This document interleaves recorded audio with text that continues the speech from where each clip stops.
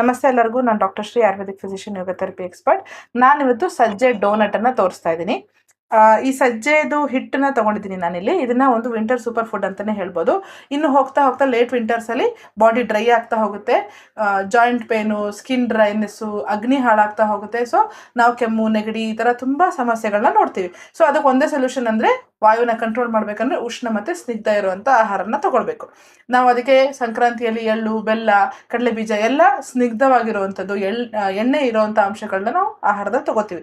So ಸಜ್ಜೆ ಕೂಡ ಉಷ್ಣ ಆಗಿರುತ್ತೆ, ಬಾಡಿಯಲ್ಲಿ ವಾಯುವನ್ನ ಕಂಟ್ರೋಲ್ ಮಾಡೋಕ್ಕೆ ಹೆಲ್ಪ್ ಮಾಡುತ್ತೆ. ಮತ್ತೆ ಈಗ ಲೇಟ್ ವಿಂಟರಲ್ಲಿ ನಾವು ಉಪವಾಸವನ್ನ ಮಾಡಬಾರ್ದು, ಡಯಟ್ ಮಾಡಬಾರ್ದು ಅಂತೀವಿ.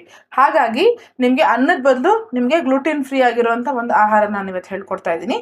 ಇದರಲ್ಲಿ ನಾನು ಜೋಳದ ಹಿಟ್ಟು ಮತ್ತು ಸಜ್ಜೆ ಹಿಟ್ಟನ್ನು ತಗೊಂಡಿದ್ದೀನಿ. ನಾನು ಇಲ್ಲಿ 1 ಗ್ಲಾಸ್ ನೀರಿಗೆ 2 ಗ್ಲಾಸ್ ಹಿಟ್ಟು ಆ ಥರ ಪ್ರಪೋರ್ಷನಲ್ಲಿ ತಗೊಳ್ತಾ ಇದ್ದೀನಿ. ನೀರನ್ನು ಆಲ್ರೆಡಿ ನಾನು ಕಾಯಕ್ಕೆ ಇಟ್ಟಿದ್ದೀನಿ. ಸ್ವಲ್ಪ ಇದಕ್ಕೆ ತುಪ್ಪವನ್ನು ಹಾಕ್ತೀನಿ, ಉಪ್ಪನ್ನು ಹಾಕ್ತೀನಿ.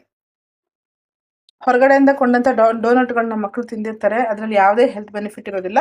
ಇವತ್ತು ಈ ಥರ ನಮ್ಮ ಟ್ರೆಡಿಷ್ನಲ್ ಕುಕಿಂಗ್ ಫುಡ್ಡಲ್ಲಿ ಡೋನಟನ್ನು ನಾನು ನಿಮಗೆ ತೋರಿಸ್ತೀನಿ. ಇದರಲ್ಲಿ ಕರಿಯುವಂಥದ್ದು, ಬೇಕ್ ಮಾಡುವಂಥದ್ದು ಏನಿಲ್ಲ, ಬರೀ ಈ ಥರ ಮುದ್ದೆ ಮಾಡ್ಕೊಳ್ಳೋದು ಮಾತ್ರ. ಚೆನ್ನಾಗಿ ಕುದೀತಾ ಇದೆ. ಸ್ವಲ್ಪ ನಾನು ಆಲ್ರೆಡಿ ಹಿಟ್ಟನ್ನು ಈ ಥರ ಹಾಕ್ತೀನಿ, ಆವಾಗ ಗಂಟಾಗೋದಿಲ್ಲ. ಹಿಟ್ಟನ್ನು ಹಾಕ್ತಾ ಇದ್ದೀನಿ, ಎರಡನ್ನೂ ಹಿಟ್ಟನ್ನು. ನಾನು ಯೂಶಲಿ ವಿಸ್ಕರ್ ತಗೊಂಡು ಇದನ್ನ ಕಲಿಸ್ಕೊಳ್ತೀನಿ. ಒಂದು 3 ನಿಮಿಷ ಮುಚ್ಚಿಟ್ಬಿಡ್ಬೇಕು. ರಾಗಿಗಿಂತ ಬೇಗ ಬೇಯುತ್ತೆ ಇದು. ವಿಸ್ಕರ್ ಸಹಾಯದಿಂದ ಕಲಿಸ್ಕೊಂಡಿದ್ದೀನಿ. ಇದಕ್ಕೊಂದು 2 ಚಮಚ ತುಪ್ಪ ಹಾಕ್ಬಿಟ್ಟು ಒಂದು 2 ನಿಮಿಷ ಹಾಗೆ ಮುಚ್ಚಿಟ್ಬಿಡ್ತೀನಿ. ಗ್ಯಾಸ್ ಸಣ್ಣ ಮಾಡಿ. 2 ನಿಮಿಷ ಆಗಿದೆ. ಒಂದು ಸ್ಪೂನ್ ತಗೊಂಡು ಚೆನ್ನಾಗಿ ನಾದ್ಕೊಳ್ಳೋಣ. ನೋಡಿ, ಈ ಥರ ಸಾಫ್ಟ್ ಮಾಡಿ ಶೇಪ್ ಮಾಡಿದ್ದೀನಿ ಡೋನಟ್ ಥರ. ಅದು ಒಂದು ಚೂರು ತುಪ್ಪ ಹಾಕಿದ್ದೀನಿ. ಸೊ ಇದನ್ನ ಮಕ್ಕಳು ಕೂಡ ತಗೊಳ್ಬೋದು. ಇದನ್ನ ತುಂಬಾ ಖುಷಿಯಾಗಿ ಮಕ್ಕಳು ಊಟ ಮಾಡ್ತಾರೆ. ನೀವು ಇದಕ್ಕೆ ಬೇಕಾದ್ರೆ ಕಡಲೆ ಬೀಜದ ಚಟ್ನಿ ಮಾಡಿದ್ರೆ ತುಂಬಾ ಚೆನ್ನಾಗಾಗತ್ತೆ. ನಾನಿವತ್ತು ನನ್ನ ಮಗುಗೆ ಮೆಂತ್ಯ ಸೊಪ್ಪು ಮತ್ತೆ ಬೇಳೆ ಹಾಕಿರೋಂಥ ತವ್ವೆ ಮಾಡಿದ್ದೀನಿ. ಇದಕ್ಕೂ ಕೂಡ ಇದು ತುಂಬಾ ಒಳ್ಳೆ ಕಾಂಬಿನೇಷನ್ ಆಗುತ್ತೆ. ಯಾವಾಗಲೂ ಮಕ್ಕಳಿಗೆ ತಿನ್ಸೋದು ತುಂಬಾ ಕಷ್ಟ.